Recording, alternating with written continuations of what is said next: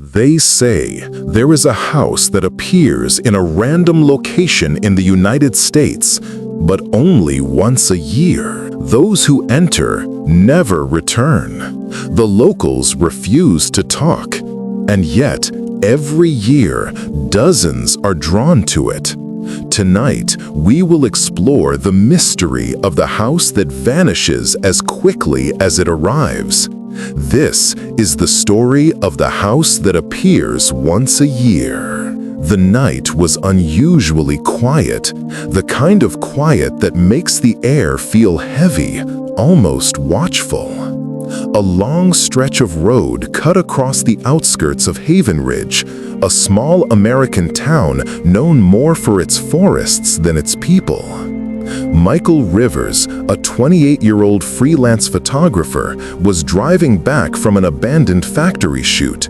His camera bag sat beside him, humming lightly from the vibration of the car. The clock on his dashboard blinked 3:07. He wasn't sleepy, but something in the air felt off. A coldness seeped through the car, despite the heater being on. And then he saw it. A left turn. A turn that had never existed before. Michael slowed his car. It wasn't just a dirt path. It was a newly paved, perfectly constructed road, cleaner than any road in Haven Ridge, leading into a dark patch of forest. Michael frowned. "Where the hell did this come from?" he whispered. Curiosity overpowered caution, so he turned. The moment the car's tires touched the new road, his radio began to crackle, lights flickered, and the cold inside the car deepened. And then, at the end of the stretch, standing tall in the moonlight, a massive Victorian mansion. A mansion that wasn't supposed to exist. A house that had never been there before. Daniel Cortez, a seasoned investigative journalist, had explored the most forbidden corners of the world. Abandoned Arctic research stations, deserted Cold War bunkers, and forgotten ghost towns swallowed by time. Yet nothing in his career had prepared him for the tales of a house that appeared only once a year. Locals whispered of a mansion that defied reality. It appeared without warning in dense forests, untouched by maps, registries, or any modern record.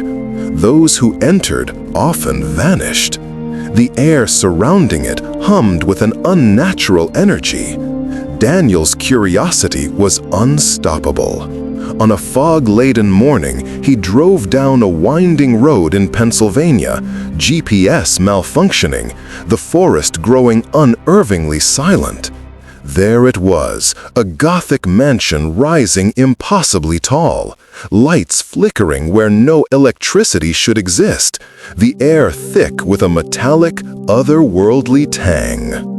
Daniel approached the house with cautious awe. Each step seemed measured, counted. The gravel crunched unnaturally loud. The mansion exuded intelligence, as if alive, reacting to his presence. Its towers stretched endlessly. Windows reflected places Daniel had never visited, and the air vibrated faintly with whispers. A carved symbol on the main door pulsed, glowing slightly. When he touched it, the mansion seemed to inhale. The door opened silently, inviting him into darkness that was both solid and liquid. Inside, the house smelled of aged wood, iron, and something living. Shadows moved independently, whispering his name, testing him, teasing him, daring him to go further. Daniel entered a long hallway lined with ornate mirrors. At first glance, the reflections were normal, but subtle inconsistencies appeared. His own reflection lagged slightly, gestures delayed by a fraction of a second. Other mirrors reflected landscapes that did not exist, twisting forests, cities with impossible geometries, and skies alive with auroras that moved like molten glass. Whispers echoed in the space between reflections, some mimicking his own thoughts. Daniel realized the mansion was warping perception, shaping reality itself. He hesitated at the first door on the left, sensing that every choice carried consequences beyond comprehension. Beyond the hallway, a vast library awaited. Thousands of books lined the shelves, in languages Daniel could not recognize, some long extinct. The pages described events that had not yet occurred: personal tragedies, political upheavals, natural disasters. The mansion was storing time itself, capturing moments and projecting them. Each step he took triggered subtle changes. The room seemed to expand, ceilings stretching impossibly high. A single book on a pedestal opened on its own, showing visions of Daniel entering the mansion for the first time. The house knew him, had anticipated his presence. Daniel entered a dining room where a long table held an entire family mid-meal. Plates hovered slightly above the surface, bread suspended mid-air, a child frozen in laughter. The mansion had trapped fragments of life, preserving them as though for study. Shadows danced along the walls, interacting with these frozen figures. Daniel touched a plate. It shifted under his hand, leaving frost on his fingers.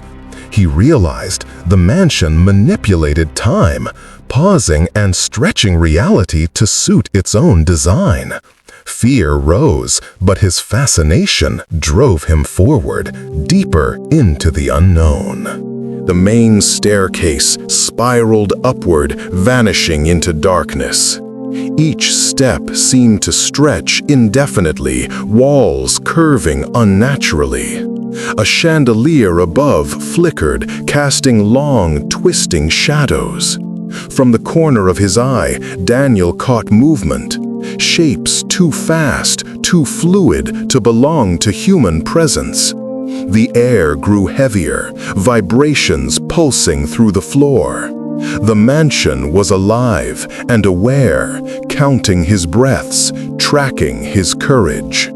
The top of the staircase promised answers, yet threatened oblivion.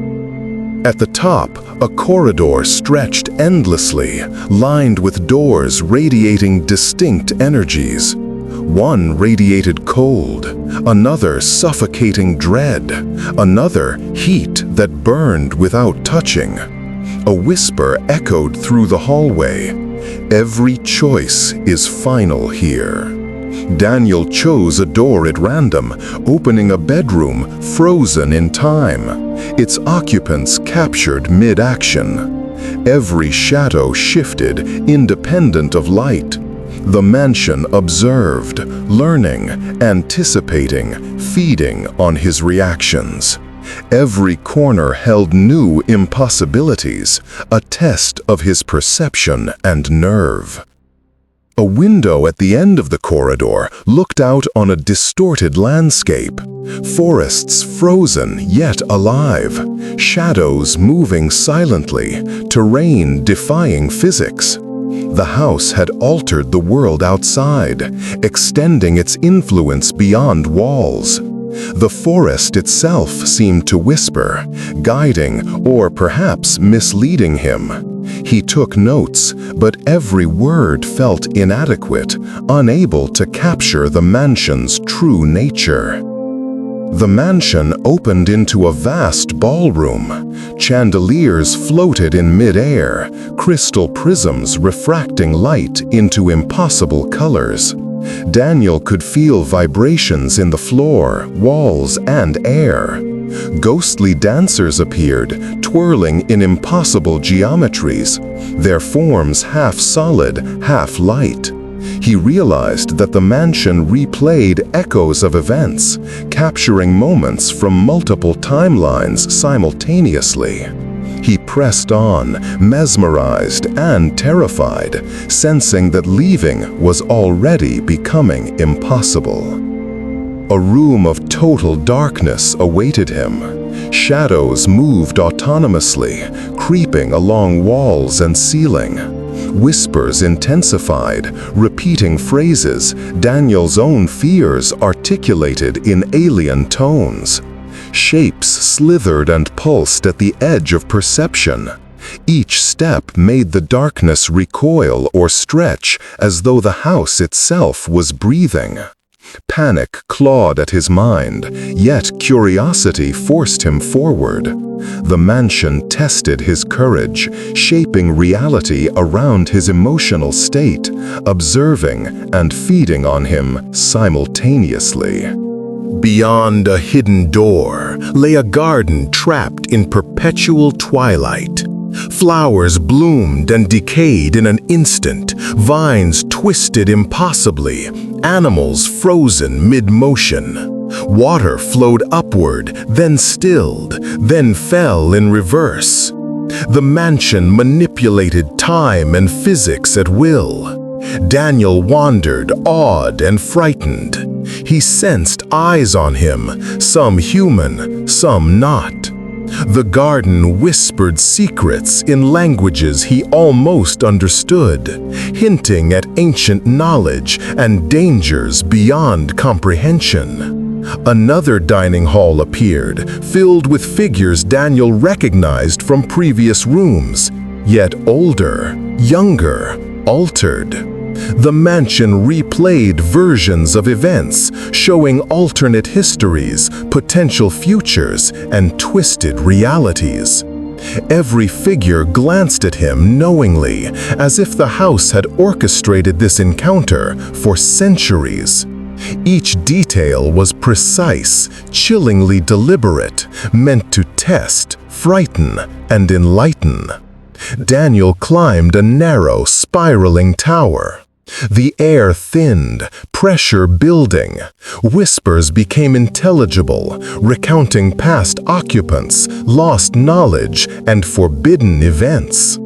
A pale light illuminated rooms stacked impossibly within the tower, each revealing fragments of history and possibility. He felt the mansion expanding awareness, testing not just his body, but his mind, challenging every assumption of reality. At the very center, Daniel found a vast chamber, circular and impossibly large. Symbols glowed faintly on the floor, pulsating with energy. The mansion's consciousness manifested here, a living, intelligent presence.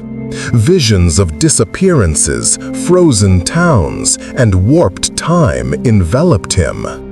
Daniel understood that this place was not bound by linear reality. It was a predator, collector, and manipulator of space and time, ancient beyond measure, feeding on curiosity, fear, and attention. The mansion shifted violently as Daniel attempted to leave. Corridors twisted, ceilings stretched, floors undulated. Every exit seemed to vanish or appear somewhere else. The whispers intensified. Stay or leave. Choose wisely. In a desperate sprint, he found the main door open. But stepping outside, the forest was both familiar and alien. Fog obscured paths, the GPS failed, and the mansion's influence lingered. Daniel escaped, but the mansion would return. Every year it appears again, testing, watching, and waiting for those brave or foolish enough to enter.